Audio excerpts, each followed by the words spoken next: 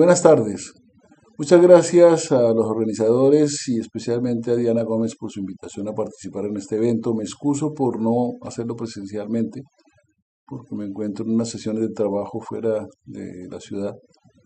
eh, ordenadas por el Consejo de Derechos Humanos. Pero con mucho gusto acepto esta invitación y felicito a Diana por su libro, por su valiosísimo libro de Amor, Sangre y Vientre, que es un libro que le ha tomado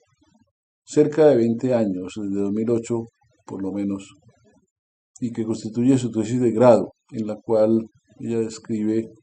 y analiza la forma de actuar de hombres y mujeres víctimas del paramilitarismo y de la violencia estatal, la politización de sus lazos con la familia, con la comunidad y con las organizaciones sociales, en medio de la violencia exacerbada en Colombia y de la manera en que esa politización conduce a la creación de un importante movimiento social de víctimas de violaciones de derechos humanos en el país. Por razones de tiempo, no podré comentar la totalidad del libro y he convenido con Diana y con los organizadores detenerme en el tema de la justicia transicional, que está tratado en extenso en el capítulo quinto, y sobre el cual se hacen referencias significativas en el prefacio, en la introducción y en las conclusiones. Permítanme aclarar que hablo más a título personal que como embajador de Colombia y como abogado que fui de Diana en mi calidad de director, que también lo fui de la Comisión Colombiana de Juristas, que asumió la representación judicial en relación con el execrable caso de la desaparición y el asesinato de su padre, Jaime Gómez, en marzo, el 21 de marzo de 2000.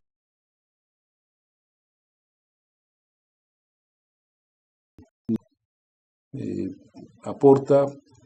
con base en una importante bibliografía, unas reflexiones acerca de la justicia transicional, en las que señala que tiene su origen esa justicia en el fin de la Guerra Fría y obedece a una pretensión de parte especialmente de Estados Unidos como potencia dominante de adoptar un mecanismo que ignore los derechos de las víctimas para permitir la gobernanza de los territorios que dejaron de pertenecer al bloque eh, detrás del muro de Berlín, luego de la derrota y la caída del muro de Berlín. Eh, yo agradezco los aportes que lo contiene y que Diana nos da al respecto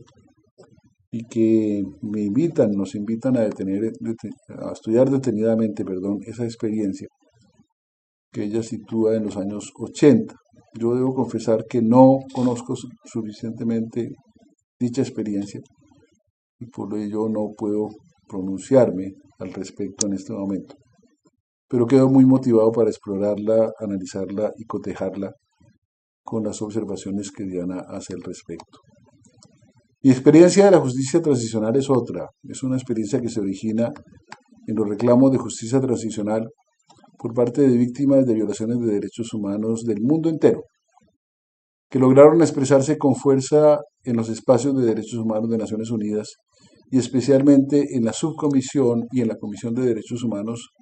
a finales de los años 90 y durante la primera mitad del nuevo siglo, y que dieron lugar a que la subcomisión y la comisión ordenaran la realización de dos trabajos muy importantes, encargados el uno al experto francés Louis Joinet y el otro al experto holandés Theo van Boven. El primero en relación con la elaboración, la preparación, elaboración y discusión con sociedad civil y con gobierno de todo el mundo de un conjunto de principios actualizado para la protección y la promoción de los derechos humanos mediante la lucha contra la impunidad, los principios contra la impunidad. Y el segundo, los principios de Van Boven, como un conjunto de principios y directrices básicos sobre el derecho de las víctimas de violaciones manifiestas de los derechos humanos e infracciones graves al derecho humanitario, a interponer recursos y obtener reparaciones. El derecho a interponer recursos y obtener reparaciones. Estos principios fueron presentados en el año 2005 por la experta Diane Oreliger, los primeros, y por el experto Alejandro Salinas, los segundos, y se recogieron en la Comisión de Derechos Humanos en el año 2005. Además, los de Van Boven fueron aprobados por la Asamblea General en diciembre de 2008. Poco después fueron analizados en Colombia por la Corte Constitucional, pues se había aprobado una ley, la Ley 975 de 2005, para aplicar justicia transicional a los grupos paramilitares, mediante unas fórmulas de sanción consistentes en una privación de libertad hasta de 8 años, pero sujeta a ciertas condiciones. La Corte Constitucional, mediante la sentencia 370 de 2006, y con base en estos principios, llegó a la conclusión de que es un derecho constituido por 5 elementos, no solamente por uno, que fundamentalmente se piensa como la pena, la sanción, el castigo, sino por 5. La declaración de responsabilidad de la persona que haya cometido el delito, la verdad, la reparación, las garantías de no repetición y la sanción. Y la Corte dice, en casos de transición de una situación de graves violaciones de derechos humanos o de una guerra civil o internacional a una situación normal o de democracia, es posible flexibilizar el derecho a la justicia y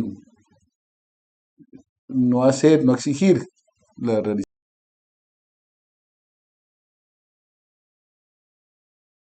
de los otros 4 restantes. Posteriormente la Corte volvió a pronunciarse en diversas ocasiones, especialmente quiero destacar una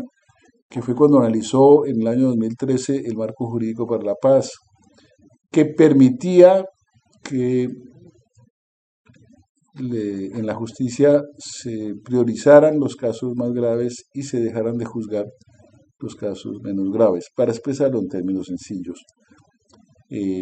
Varias personas demandamos ese marco jurídico para la paz y le pedimos a la Corte que dijera que los casos considerados menos graves pues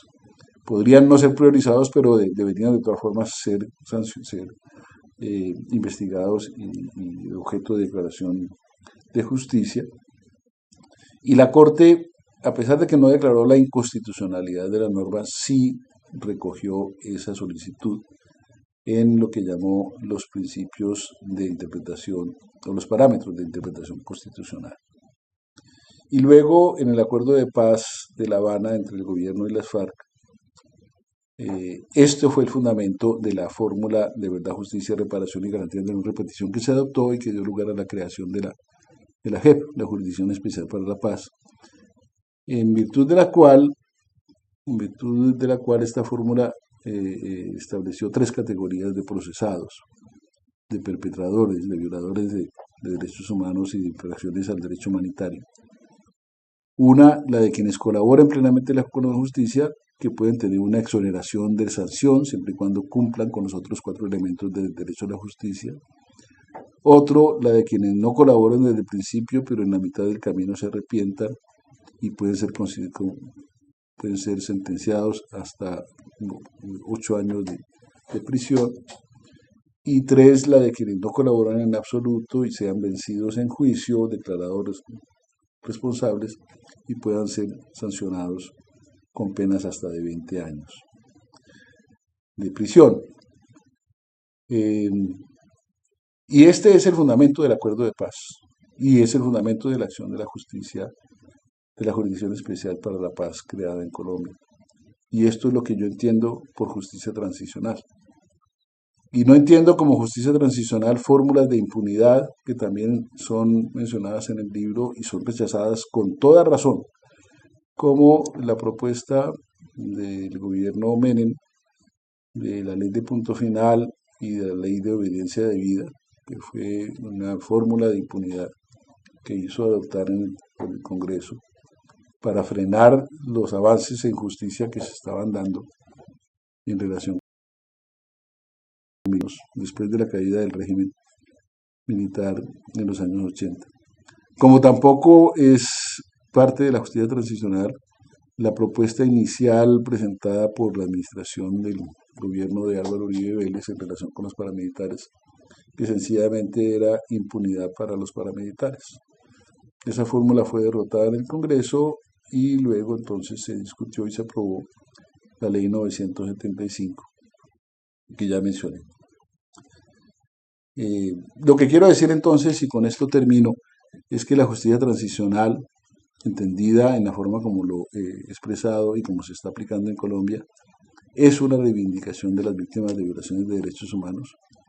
y por consiguiente tiene muchísima razón Diana cuando recomienda en su capítulo de conclusiones hacer los máximos esfuerzos para la efectiva implementación en el país de esta justicia transicional contenida en el acuerdo de paz entre las FARC y el gobierno colombiano en La Habana. Espero que estas reflexiones sean de utilidad para ustedes y les deseo lo mejor en este evento y lamento mucho no estar presente físicamente allí con ustedes. Muchísimas gracias y feliz noche.